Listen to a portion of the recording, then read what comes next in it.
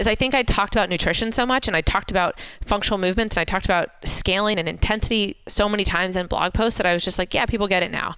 And you forget that it has to be a constant message, because while you and I might live and breathe CrossFit daily, medicine, whatever it is, this is 3 hours of someone's week. Right. So we do have to give them more tools to ingrain it into why it's important. So the education piece is huge. This is episode number 126, part A with Nicole Christensen. Welcome to Pursuing Health. I'm Julie Fouché, family medicine resident and former CrossFit Games athlete. Here, I bring to you information and inspiration from experts and everyday individuals for how to use lifestyle to maximize health. Thank you so much for joining me. Now let's get started with this week's episode.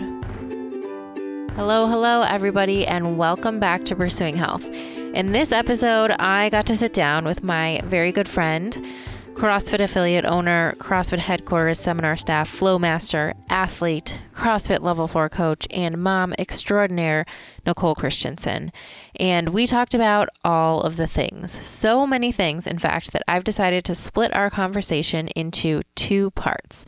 So in part A, which is coming up here shortly, we talk about her athletic background and competitive career, as well as Nicole's experience opening and developing her affiliate, CrossFit Roots, over the past 10 plus years, including some of the things she's found to be extremely helpful for educating her members and growing a thriving affiliate.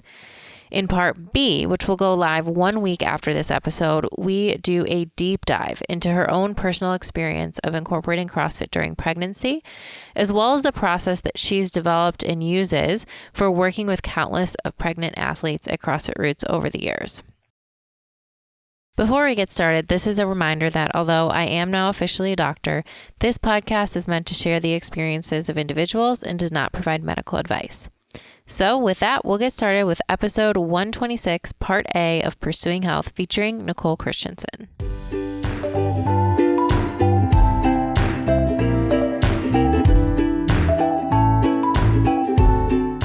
Welcome to Pursuing Health.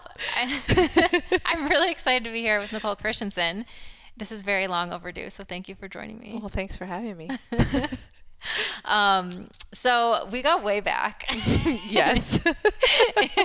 in our CrossFit journeys. I guess yes. I don't go as far back as you do because I know you started before I did, but we started around a similar time. Yeah. What year did you start in? Beginning of 2007. Okay. Yeah. And I was like 2009. So yeah, it's close. Yeah. It's close. But maybe let's go even further back. Let's start with your kind of childhood growing up, what you were into sports wise and other stuff. Okay. Well, I grew up swimming in summer league swimming, and I was terrible. Oh, I was awful. I never would have guessed. Yeah. No, I think my mom put my brother and I on the swim team because she liked it because there was kids of a lot of different ages that did a sport together. But luckily there wasn't like a qualifying time. Or capacity. And then I also played t-ball, which turned into Little League, which then turned into softball. Okay. And that was the, gist of my sports. We grew up, I don't know, playing outside a lot. And then my dad would always take my brother and I on backpacking trips.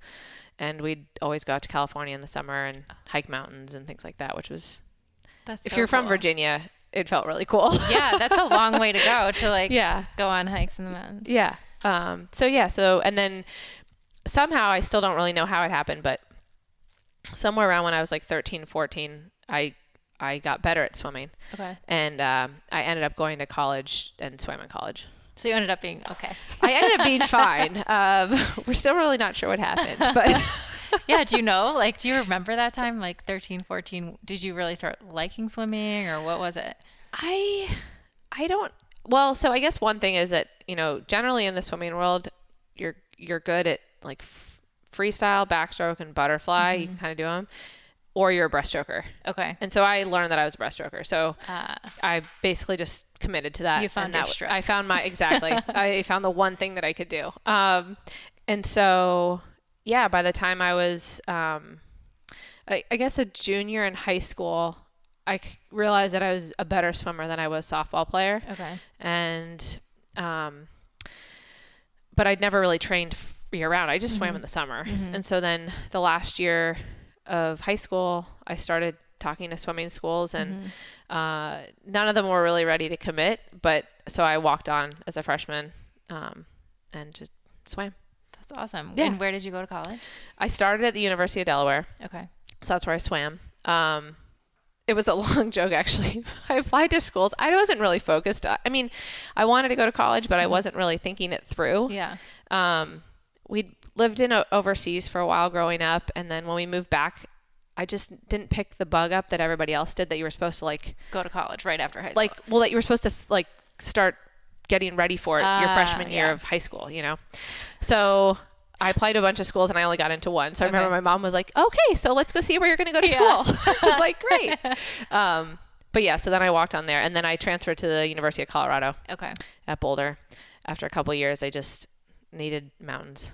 So interesting. But you didn't really, I guess you went hiking, but you didn't really grow up around mountains. No. So what drew you to the mountains?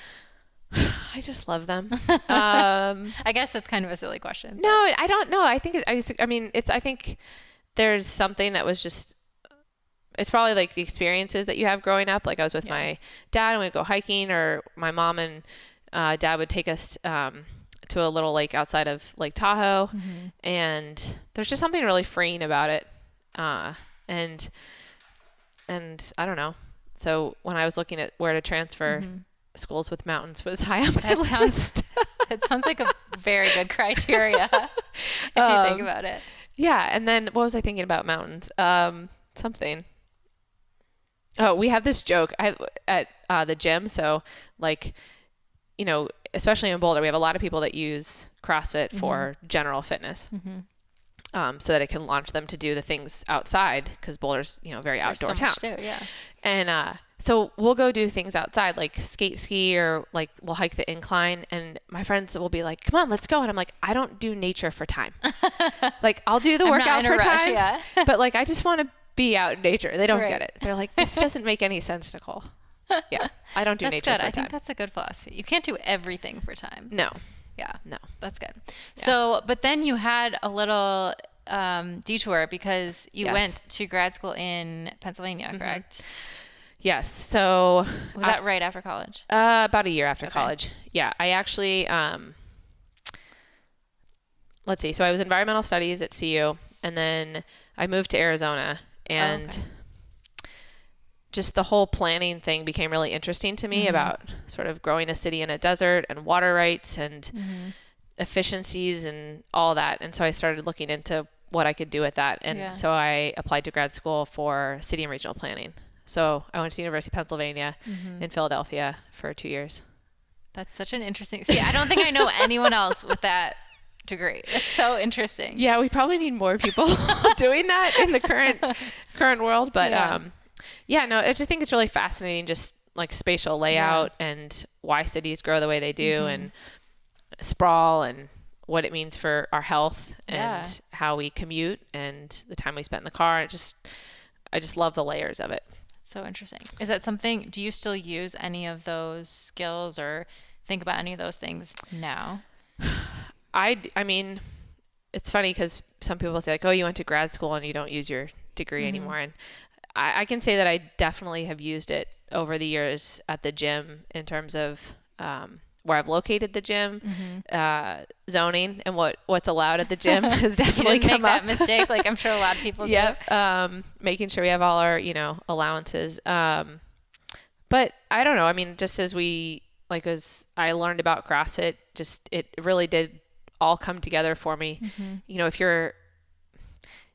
If so many people want to have a single family home, and it might not be affordable by where they work. So then they might purchase a house that's hour commute away. And then how does that impact their health and their life? And so then they're in a car commuting an hour each way. And these aren't good or bad things. They're just things that we have to think about. And then what does that mean for a person's health, and how do we combat that? And so that's where my brain goes. So interesting to think about, because people think about all these things that have to do with our health, like our exercise and sleep and nutrition, but It's so true. Our environment and our space and how our lives are set up have such a huge impact that a lot of people think they can't necessarily change or change as easily. Right. As some of the other Well, things. even like when I came and visited you guys, like we walked to dinner. Yeah. You know, like just a lot of just the physical movement of how cities were built aided that more than what we see developed today. Like, Right. you know, like the walking mall that you drive to. Right. That you drive and you park on the outside. It just so. And how it seems like now, at least in a lot of the big cities, you know, you get young people living in the cities, and then once they want to have kids, they move out for the school systems. Yes. And it's like, why can't, like, Danny and I love where we live now, but if we were to have kids and we wanted them to go to public school, we would probably move just for that reason. Yeah. And then you can't walk to all these places. Yeah, there's so many factors, and that's the thing is like there's so many factors at play. I just feel it's sad and because it seems like health is always the thing that gets sacrificed. Yes. You know, like our personal health, our time in the car, our access to, you know, the people around us, just all those things. And so, yeah, I still read the planning magazines that I That's amazing. subscribe to, and Yeah. you know, I keep an eye on like what Boulder's doing. Boulder's growing a lot, so there's a lot of zoning and development things going on. Yeah. That's cool. So did you work in that area at all before, or at what point did you then find CrossFit?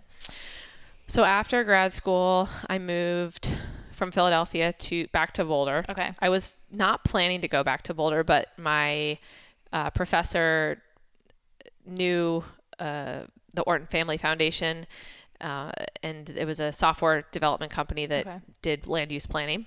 And they happened to be in Boulder. Oh, yeah. Coincidence. So I was like, I never really thought about moving back there, but I love Boulder. Yeah. So moved back and then did that for about a year and a half. And then at that same time was trying CrossFit, was falling in love with CrossFit, was doing CrossFit. And, you know, I think, originally when I finished college, I wanted to coach swimming at the collegiate level. That was what I wanted to do. Okay. Because I always loved coaching. I grew up coaching. For 6 years, I coached a summer league swim team. Okay. That's what I want to do. But I think I made like $4.50 an hour when I averaged it all out. Yeah. How much time you So put I in. was like, I don't think I can do this. I must have to go to grad school and, you know, get a real job. So yeah, when I found CrossFit, first it was that I loved it for so many different reasons, but then also it just became very clear that this was something that I thought I could make a life out of. Yeah. So how did you find it? let's see. Well, this guy that I worked with, who is now my husband. Oh, okay. Got it.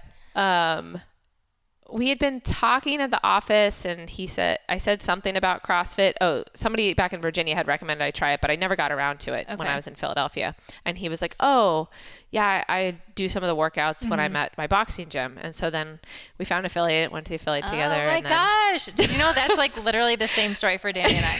Wait, were you dating at the time? No. Not yet. Same here. That's so crazy. I can't believe we've never talked about this before.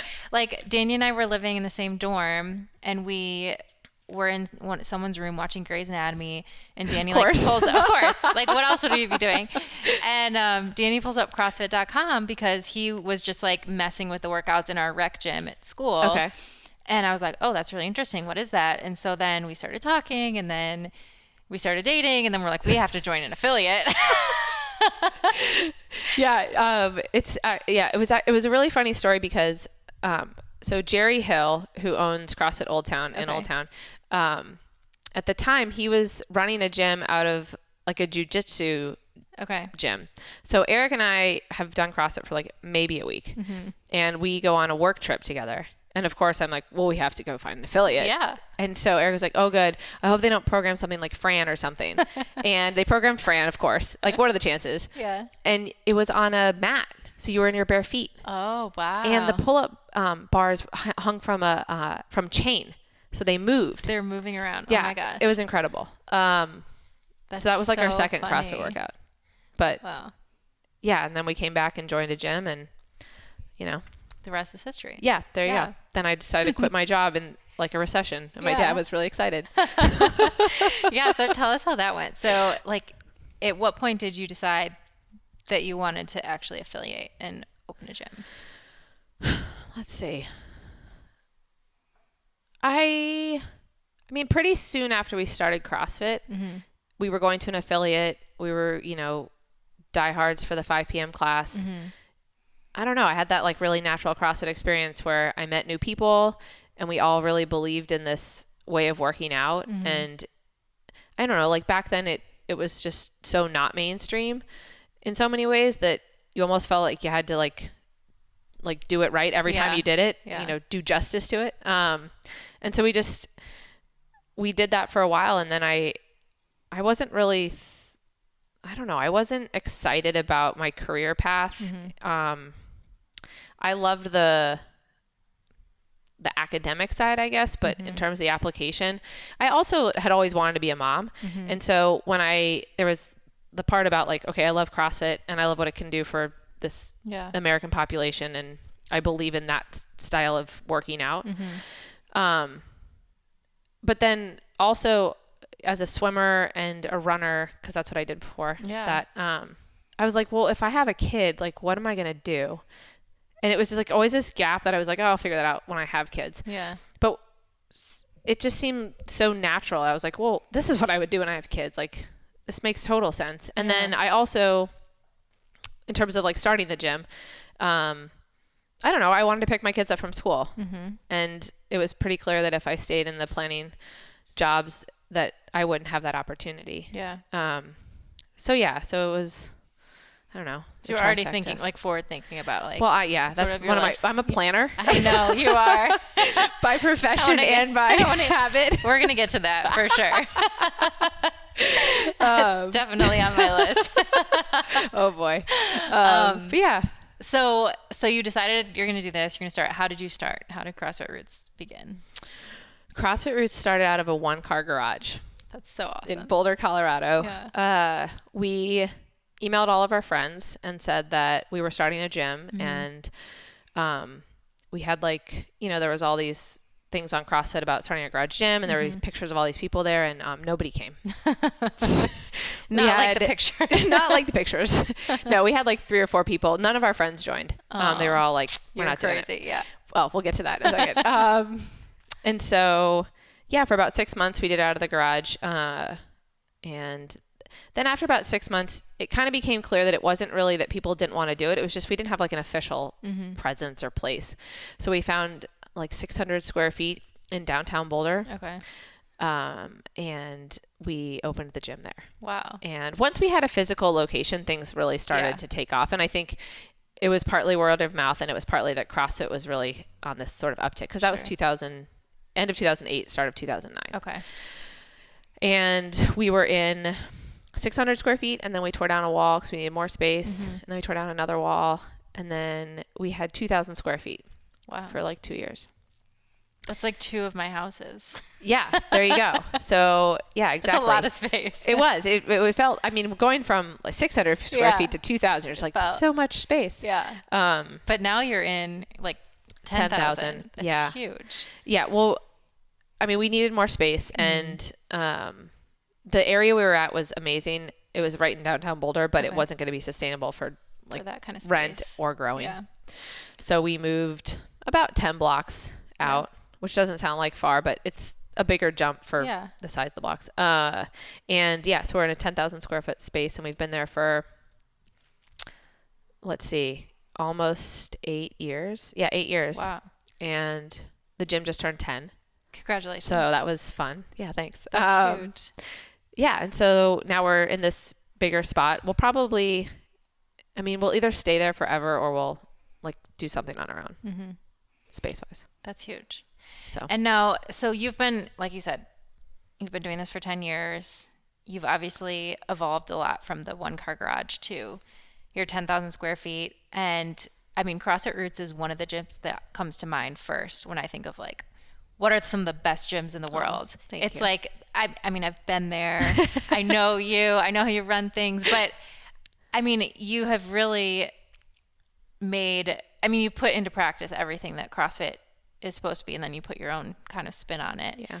And you've helped, I think, make systems for making things run smoothly. You now have full-time coaches. Like, how many coaches do you have that work for you? I mean, there's 5 full-time, Okay. and then there's 3 to 5 substitute coaches. So Yeah.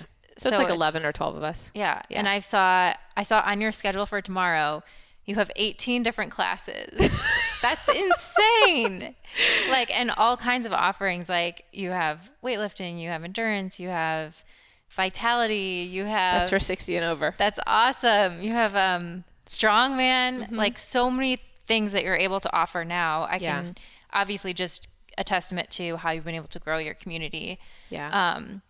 So, I mean, obviously not every gym is at that point. Yeah. And not every gym is, has reached this 10-year mark. But what do you think are some of the key things that you did or that like happened over these past 10 years that allowed you to grow into such a great place? I mean, I think the foundation has always been just continuously teaching the CrossFit method. And I mean, I believe in CrossFit at like my very core, and that just never changes. I just and I think that the more that people understand why they're doing what they're doing, the more that it becomes a part of who they are and why they do what they do. And so from the very beginning, we've always tried to educate. It's funny, one of my members was expressing some frustration about how we host a level 1 about like every 6 weeks or so. And over the past 7 years, we've put over 100 of our members through the level 1 because when we host, we're able to offer them a spot. And to me, that's why I do it. Because if I can give them that opportunity to understand a deeper level of what they're doing, then you have people that they're committed to their workout style way beyond it's something that my friend told me to do because it'll burn a lot of calories. Right.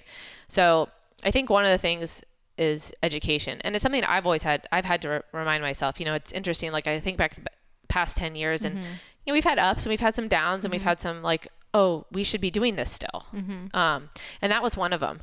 Is I think I talked about nutrition so much, and I talked about functional movements, and I talked about scaling and intensity so many times in blog posts that I was just like, yeah, people get it now. And you forget that it has to be a constant message, because while you and I might live and breathe CrossFit daily, medicine, whatever it is, this is 3 hours of someone's week. Right. So we do have to give them more tools to ingrain it into why it's important. And so, so the education piece is huge. And then I don't know what else has helped. Probably being stubborn. Yeah. It's always it's a helpful quality to have. Someone one time was like, they were being nice, but they were like, well, do you think like when you guys move to the 10,000 square foot spot, like you'll drop the CrossFit name? You'll just be like a strength and conditioning. And I was like, no, it was like offensive. I was like, you're breaking my heart. But yeah, just, I do think I'm stubborn in the sense that, I want, like you talked about all the different classes on our schedule, and I want to offer all of that through the lens of CrossFit. Yeah. And so, whatever classes we add to the schedule, it is about how does that work within our CrossFit life. It's not that I don't like yoga. I think it's great. It's just, it's not what I want to put under our umbrella for what we're offering. So there's some stubbornness there too. Sure. But hopefully it's helpful. Yeah, for sure. And on the education piece, I know you have written, I was reading some of your blog posts on Sugar WOD, they are a gold mine. Seriously, like so useful, but things that you had written a bunch of them about, like difficult conversations you have with athletes. And I think that is probably such a key that people overlook so many times, because that's showing that you're really invested in your athlete and their long-term success. And so many times I think in coaching, it's more comfortable, or it's easier just to like kind of give people what they want in the moment, even though if it's probably like parenting, right? Like even if that it's not exactly the best like thing parenting for them in the long run, but it's easier just to like not meet their resistance. So like one of those examples was an athlete who always wants to go RX, even though, they're not getting the right stimulus. So can you talk about like, how do you use education to like get through to that person instead of getting in more of like an argument? Yeah. I think first is understanding, well, there's two things. So the athlete that wants to go RX, first is understanding why. Yeah. So is it the culture at your gym that's pushing them to think they should go RX? Is it a misunderstanding of the message? And then also, and figuring that out, we can talk about that. But then also knowing the time and place to have the conversation. And so so as a starting point with the, what's the culture at the gym? So I think one of the things we talk about is, or I think I talk about in the article, but if you tell athletes you should be able to do 10 reps in a row at the whiteboard, and that the workout should finish in 10 to 15 minutes, and let's say your gym says and there's a 15-minute cap. Well, and then somebody doesn't scale appropriately and they can't do the 10 reps in a row, and they go past the 15 minutes, and the coach is like, oh, well, since you're so close, you can go ahead and finish. We're honoring not doing what we've directed at the whiteboard. And the thing that I find is that generally people want to do what is allowed, or what is accepted and what is respected. But if it's always that gray area, then we're not really giving them the means to be successful in the program, but then also the means to kind of check their ego a little bit. Because I'm not going to lie, it's hard, right? Yeah. But if everybody's on board with that, then it's a lot easier. And we've seen countless examples of that. Some of the athletes that I'm referencing will probably kill me, but they've come from other gyms where they were never taught that. Yeah. And that's okay. But once they come in and see oh, this is how everybody does it, then it doesn't become much of an issue. And honestly, that's on the coaches. Yeah. Right. I think that's another thing too. It's really easy to turn it on the athlete. It's their fault. They should be scaling all this stuff. And I think that the other part is knowing when to have the conversation and get at the root of what it is. And so, one of the classic ones is, you don't talk to them in the moment. Maybe you shoot them an email and say, hey, I just want to check in on some stuff with the workout. Do you have a few minutes to talk? Or, a different day when there's not a barbell in the workout. Right. And I find that a lot of people don't quite grasp what scaling does for progressive development of strength with intensity. And so once you give them a couple articles, that's the beauty of blog posts, right? Is that they're there forever. So you can send an athlete that reference from 2 years ago when you wrote the article and say, hey, read this over and then let's talk about it. And I find a lot of times there's just a misunderstanding of what loading does for your CrossFit goals. So, yeah. And that culture is so important too, in so many ways. But how do you, what do you do intentionally to set the culture in your gym?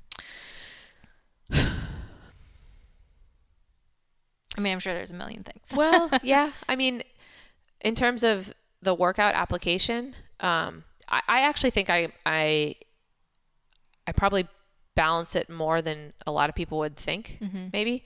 So I'm someone that completely sees the purpose of an RX workout and having an RX standard and having standards in general. There's my systems coming out, right? Yeah. And I also completely see the equal value of, if you have the RX goal, you have to give your athletes a process to get there.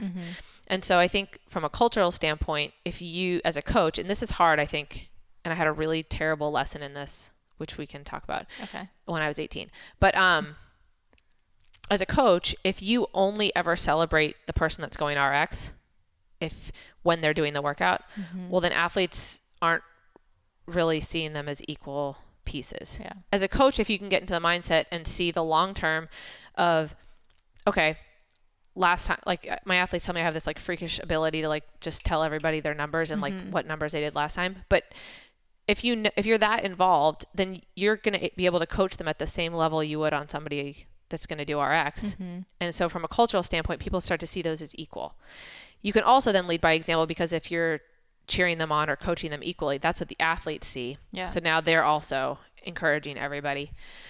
But because there can be a mentality where it's like, oh, we only celebrate the folks that go RX. I think there's also a little bit, and this is why I love CrossFit in a lot of ways, but there's a little bit of, the people that do CrossFit, generally nobody likes, if they can't do a workout the way they want to do it. Yeah. Right? It's hard. I mean, I've been there. Right. The whole time I was pregnant, it was like, I know this is what I need, but this is what I want to do. But the type of people who are doing CrossFit are generally like high achieving people who want to get there. And I think that's where the education piece comes in.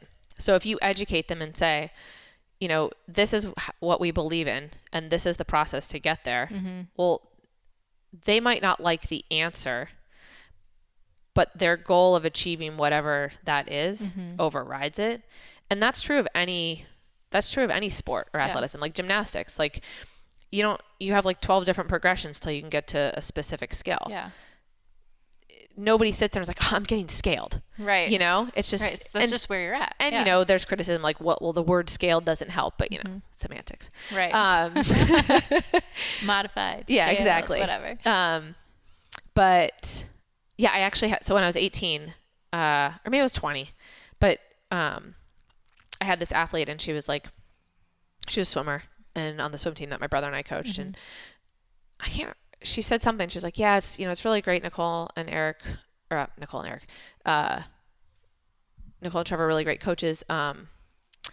It's just, once you get good, then you don't really get any coaching anymore. And I was like, oh crap, and just the more you have those experiences, and then you can start to figure out how you're equally addressing it's, it's never perfect either. Right. But yeah. So culturally, in terms of scaling, I think, we try to make it that we're giving people a pattern to get there.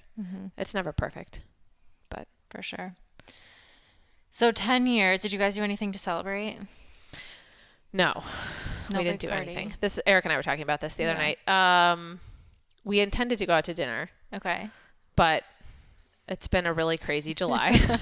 As July goes, if you're, have kids and it's the CrossFit Games and throw in 2 weddings and some other things. Yeah. But I think we'll go out to dinner. We're going to go to the 10-year affiliate gathering. Yeah. So we kind of made a week of it. We're going to go for like 6 days, the 2 of us. That's with awesome. No children, which will be a real vacation. Be crazy. That's and cool. then we'll do a 10-year anniversary party at the gym. Okay. But we always have that after school gets back, because if we do it in the summer, people are gone. And yeah, you want everyone to be there to celebrate. Yeah. Perfect. What are you looking forward to about that affiliate gathering? It sounds like it's going to be a really interesting. Yeah. I mean, honestly, like initially I'm just so looking forward to connecting with people that I feel like I haven't really sat down with for years. I see them in passing, or we see them at the games, but just connecting that way, I think will be really neat. Yeah. I love, especially with the 10-year affiliates, I feel like, or the older affiliates, I guess, right now we get inundated with so much like technology and systems and like all these different tools, which is amazing for a small business. Like there's no doubt about it. A small business cannot do everything. But I think sometimes we also lose sight that we have a very human business, and in a way they're all there because they've kept the human element of it. And that's part of why they've been successful. At least that's what I think. Yeah. And so, I was talking to my friend about this the other day. She owns CrossFit Catacombs in Durango. Okay. And, a lot of people would, and people do this successfully, which I'm baffled by. So, it's not my skill set. People have said, well, do you want to step away from the gym, or where do you want to be? And I've kind of been in limbo. It's been it's been a little bit of a rough year. But I don't know if I could step away from the gym, because it's a very unique service industry. It's not like coffee, where like if you go to get coffee, right? Like you care about, like, you liked the barista, the coffee was good, didn't take forever, nice environment, and your experience is like 8 minutes. Right. With the gym, there's like just so much more in our type of gym. Yes. And I think that lately I've really been sort of just thinking about that. Yeah. And I think it's interesting. I'm sure it can be done well, but I think it's very challenging when the owner of the gym is not there all the time, or not all the time, but is not like embedded in the community. When the owner is someone who's very separated, or maybe they come and take a class here and there, but they're not doing the day-to-day or a lot of, involved, because so much happens just by being there and those little conversations you have with coaches and with members. And I think there's a ton to be said for that. Yeah. And it's interesting too, because I think that's what I lived and breathed for like the first 5 years of the gym. Yeah. And then we had our first daughter.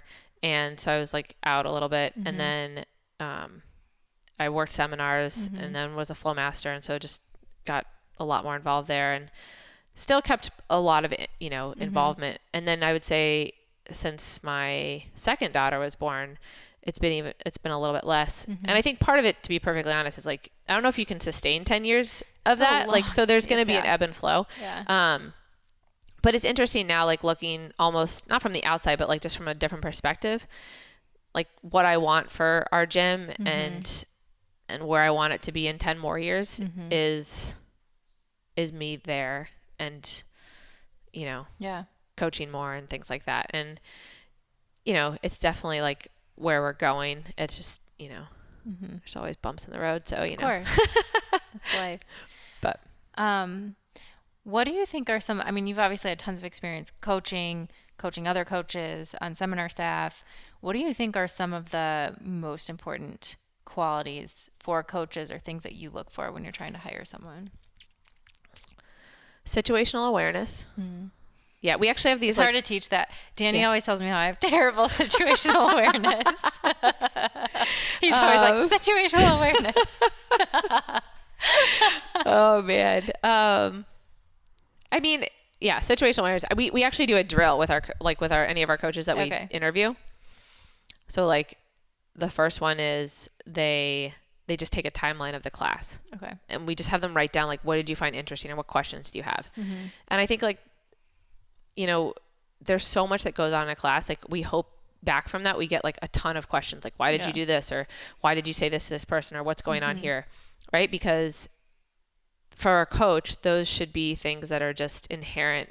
Yeah. Now things can be learned for sure, but is there interest there of other people? Yeah. I think what's so fascinating is like coaching can be two different places. As a coach, like the attention is on you. And so you can take that into like a pretty negative place where you sort of feel like you're the center of attention. Everybody's like looking for your advice and it can be very me. Kind of like ego building. Yeah. Yeah, exactly. And it can but really what we're looking for in a coach is somebody that just inherently cares about other people. And that's your starting point. Because if you don't care about somebody else's success, whether it's teaching them to do a math problem better or teaching them to do a kipping pull-up, the sort of the baseline products or materials that you need to build a good coach are just, they're not there. Yeah. It's one of the jokes about like, some great athletes make great coaches and some just don't because it's sort of been that reverse relationship, right? Yeah. So we have them ask questions. And then the second one, we actually have them pick one athlete that they don't know. Okay. And they just have to watch that athlete and watch like their facial expressions, how they feel in the class. And you can learn so much by watching one person in class for an entire hour. You can tell like when they're nervous that they don't know the right scaling option. You can tell when they're nervous that like they don't know like what a power snatch is. And so they're looking around and you really get a sense for how that person is navigating through the class. And so we can learn a lot from the coach in terms of what they might see and how they're going to be able to connect with other athletes. Cause that's the other part, right? Like, you might coach a 18-year-old and a 50-year-old, 45-year-old and a 62-year-old in the same class. And if you're the 23-year-old male coach, we need you to have some empathy and some understanding, as well as be able to push all those people. It's really unique. It's such a unique job. It's so unique. Yeah. Like if you think about this, I was thinking about this the other day, like NFL, baseball, college sports, you have like a 4-year relationship. Yeah. Maybe you get traded. Okay. maybe there's not very many players that play with one team forever. But so like 4 to 8 years, like I have athletes that I've worked with for 9 years, 10 years. So cool. It's awesome, but it's really different. And they're going through so many different developments in their life or changes or and we just, I don't think of a lot of other areas where we have that in an athletic environment. And it's cool. I mean, I'm just thinking about this now from like a medical perspective.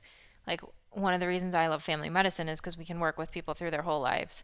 But you're sitting in front of one person, right? Right. And you can go with them through your life, but you're not having to teach or talk to at the same time like a child, a teenager, an adult, an elderly person. Like doing that all at once and like managing all those different variables is really amazing. Yeah, and it's something that I will say that is my goal in the fall is that we get a little better, even better at it. Yeah. I think as humans, we're very focused on like, well, what about this workout is about me? Yeah. Or how am I supposed to, and obviously with scaling, we get to a lot of those, but there's a whole nother level about, well, what's this person's goal? And it's not feasible to do that for every athlete at the gym, but there's an in-between, and how do you start to flush some of that out so that everybody's getting like a great experience. Right. It's amazing. It's a really big not problem. It's a really big like puzzle and but it's amazing. But you're doing it. Yeah. You're doing it. Figuring it out. So speaking of life stages, I want to talk a little bit about this because you and I first met when we were both in like a competition stage of life. And we were both obviously doing other things. Like you were at the same time running a gym, on seminar staff, being a flow master, and you still found it like important for you to invest in this competition area of your life. And so I just want to ask, like, why was that something that was important for you at the time? And what did you learn? Like, no one was asking you to work out for 3 hours a day when you had all these other things going on. So Doug was. And you did, well, Doug was. But you did very well. Like you were a multi-year regional athlete, like top 10 at regionals. And like you said, like a very good athlete in your own respect, and then also doing all of these other things. But why was that something that was important for you to prioritize? I think, the learning side for me, I love competing, but I love getting better at stuff. And especially at the time we were following Hyperfit, Doug's stuff I remember he said it was like the basic, what was it? The consistent practice of basic skills. And to this day, like the fact that my knees go out as much as they are is because of the number of banded air squats that I did in warm-ups. and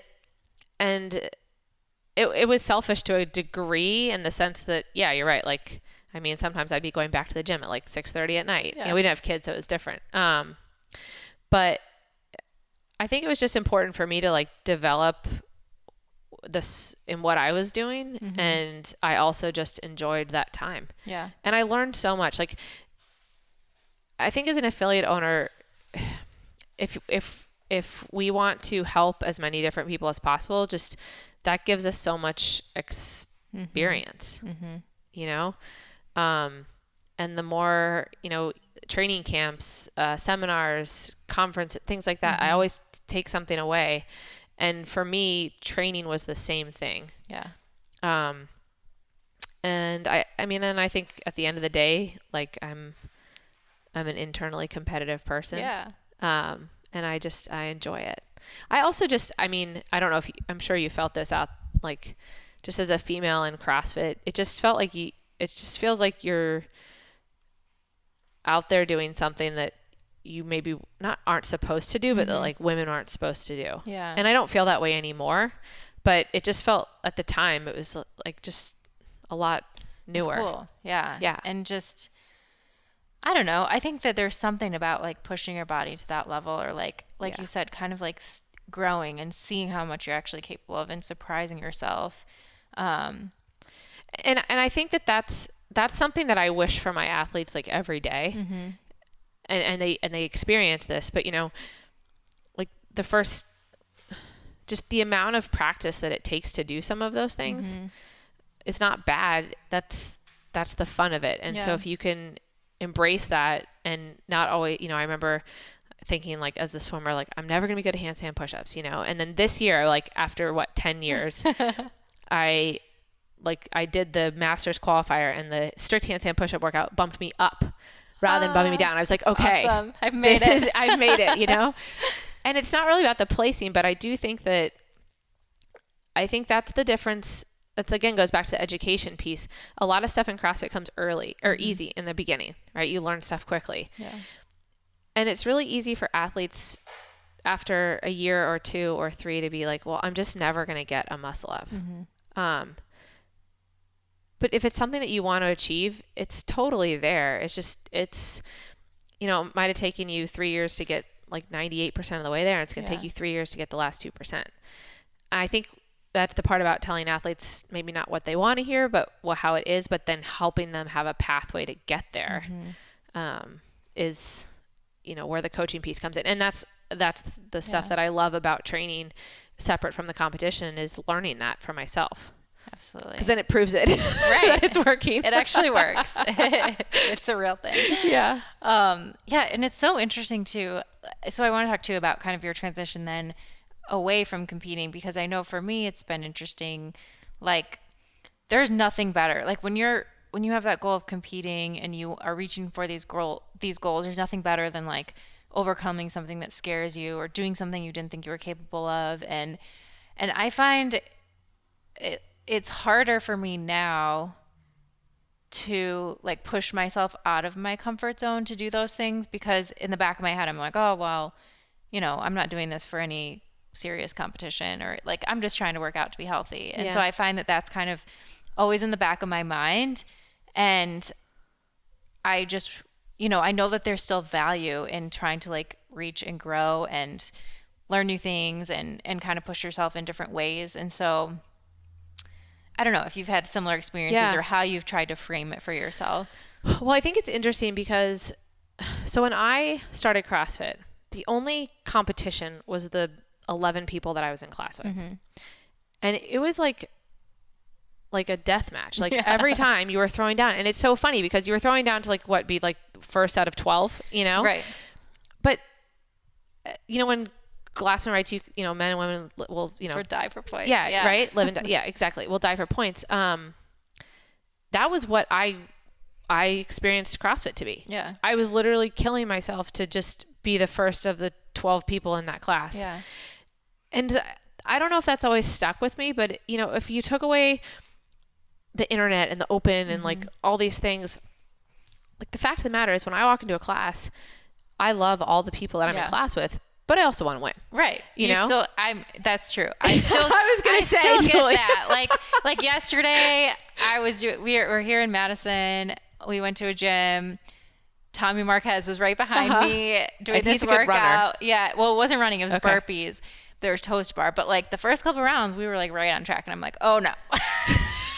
See? So it comes, and that's where I definitely catch myself. Like you push yourself so much harder when you're around other people than you would by yourself. And that's something that I respect the people that are able to work out at home and do that thing.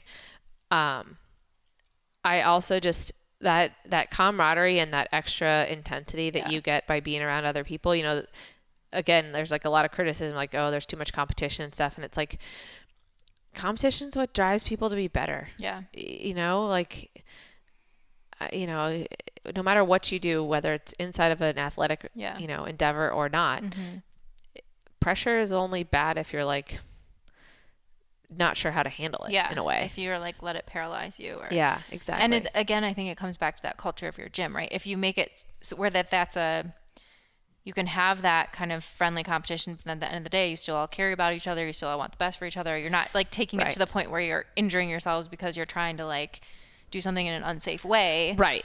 Absolutely. Yes. And that's where the coaching comes in. Yeah. And the other thing too, is that, this kind of goes back to what we were talking about before, is that, so if I, you know, go on vacation for 2 weeks and eat a bunch of food that I don't usually eat and I don't work out that much, and I come back and somebody that I always go back and forth with destroys me in a workout, I go home and I make better food. Yeah. And I reset my life.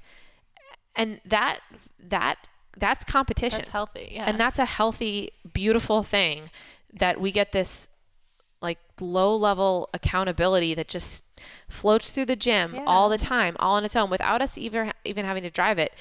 I think that's wonderful. That's so cool. Yeah. So I do fall back on that where I'm like, there's that competitive piece there. When I was pregnant, it kind of went away. I was just like, it was different. I mean, I still wanted to sweat and work out and things like that. But people think I'm crazy. I liked being pregnant, but I think the only reason I liked being pregnant, and I mean, this is because I had CrossFit. Yeah. If I didn't have CrossFit and I just sat around and like didn't know what I could do, or if I was like a runner and I couldn't run because I didn't feel well or something, I don't know what to do with yourself. Yes. Yeah. So did you decide to like back off on the training or not sort of quote unquote train for competition before you decided to start having kids, or like no, we just sort of threw the dice in the air and just said, so you were kind of still training a lot. Yeah. And then once you became pregnant, you but if I became pregnant, I wasn't going to be upset that I couldn't train. Yep. And then I still don't really know how this happened, but I had my daughter and then we qualified a team for regionals and we went to regionals when she was like 8 months old. Oh my gosh. Yeah. But I just had in my head that like, I wouldn't be competing. It's just fun. Yeah. But it's fine. It's great. So we did that. See, CrossFit women are amazing. Right? And then, now so it's interesting. I was talking to somebody last week. I've always had a lot of guilt around like wanting to be competitive or like if I'm working out, I should be like working on the gym or, if I'm working out, I could be teaching that class, like so much of that. I really love working out with people. Yeah. It's just, some people love going for, 3-hour mountain bike rides and I like mountain biking, but I decided lately, I'm just not going to feel guilty that if on a Saturday I want to go to the gym and like wallow through all the different pieces that I want to get done and it takes me 2.5 hours. I love being there. Yeah. And I think that sometimes, yes, there's the one workout a day. It can be super efficient, go to class. And there are days that I'm like, I barely have an hour in my day, right? To go to class. But then if it's what you love, like there's way less healthy places you could be applying your time. It's so true. And so, now I just, my goal always now that I'm a master's athlete, Julie. Yes. This is a big deal. I know. I told Dave Castro one time, I was like, I've never felt old, like through my years as I've aged until you guys announced that the master's was 35 and older. I was like, then I instantly was like, I'm old. So where's my life going? Exactly. So I just try to be in the top 200. Okay. To make the age group online qualifier. Yeah. And most of that, and so what's my driving reason to do that is that I love doing the workouts with the women, the master's women at my gym that qualify. Yeah. And like, yes, I want to do the workouts, but honestly, it's that I just love that weekend and I want to be part of it. And so that's my driver. Right. And it's so much more fun to be a part of it when you're actually a part of it than just like, hey, I'm going to jump in on this workout with you. Exactly. Yeah. No, and I think that's the beauty of CrossFit is that I don't know, the competition side, the drive to push yourself, yes, it can ebb and flow, but you get a lot of it just by going to class. Yes. And you get that refocus. So true. Even if you go and you're like, I don't really feel like pushing myself that hard. I'm just going to take it easy. Then the clock starts. As soon as the clock starts, as soon as the workout starts and the person next to you is like just a little bit ahead, you're going to turn it on. I think we criticize that sometimes too much. Yeah. I'm like, there could be a lot. Yeah. I think the competition side is a beautiful thing. So true. Thanks so much for tuning into this episode. As you can probably tell from our conversation, I love spending time with Nicole, and I learn so much from her every time we get together. So here are some of my big takeaways from part A of this episode. Number 1 is how we talked a lot about the role of a coach and helping to educate your athletes about what's best for their fitness in the long run, which might not be the same thing that they want right in this moment. And how Nicole has struggled to create that culture, or I wouldn't say struggled, but she's really worked hard to create that culture in her own gym at CrossFit Roots, so that she can help her athletes over the long term and help them understand the importance of the process to get to that point. The second takeaway was the role of the group environment in taking advantage of healthy competition. So Nicole and I talked about this right at the end, but we both agreed, and I'm sure many of you listening will also agree, that there is something about working out in a group, working out with someone next to you, that helps you to tap into that competitive side of yourself that maybe helps you push yourself a little bit more than you would when you're on your own. And certainly being in a super competitive attitude all the time is not always healthy, but using it in a healthy way can definitely help us get more out of ourselves.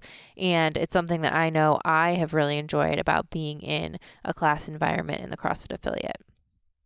And then the last takeaway is just about virtuosity. So we talk about this in CrossFit all the time, virtuosity as doing the common uncommonly well. And I just think that Nicole displays this in her coaching and the way she runs her affiliate. And it's something that I really strive to do in aspects of my life as well. So she's been a great role model for me in that respect.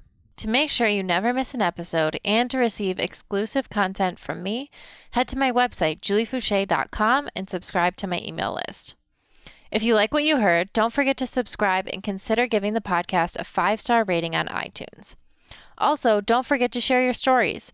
If you or someone you know has used lifestyle to overcome a serious health challenge, please send me an email at info@juliefoucher.com. I'll choose some of these inspiring stories to share here on future episodes. Don't forget you can train with me through Beyond the Whiteboard by visiting trainwithjuliefoucher.com. Thank you again so much for listening, and I'll catch you next time on Pursuing Health.